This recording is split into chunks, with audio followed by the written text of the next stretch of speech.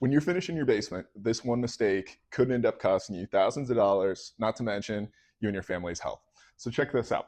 When a lot of home builders are finishing your house, what they'll end up doing if you're not finishing your basement at the time of the home build is they will put up this blanket insulation. It's this fiberglass insulation with this plastic cover on it.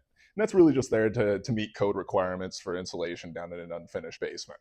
Now, when it comes time to actually finish your basement, what a lot of lazy contractors will do and a lot of DIYers will do is they will end up just framing right up against this stuff. And the problem there is that when you end up framing over this and you put the drywall over the top of it, you actually are creating a vapor familiar space, okay? And by that, I really mean that this stuff has a tendency to trap in moisture.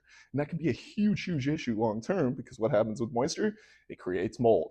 And so this stuff will actually trap in that moisture, it'll retain it, and eventually over time, you're talking mold, you're talking mildew down behind your walls.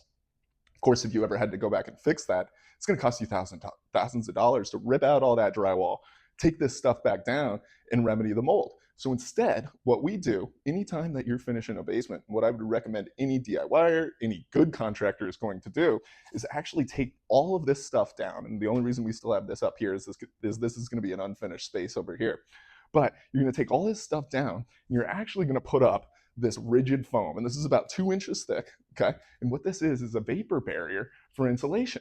And so this stuff goes right up against the wall, it just glues onto the wall, and is creating not only a vapor resistant structure next to your wall that isn't going to run into any long-term mold issues, but it is also going to create a very energy efficient space because this stuff is about R77, R7.8.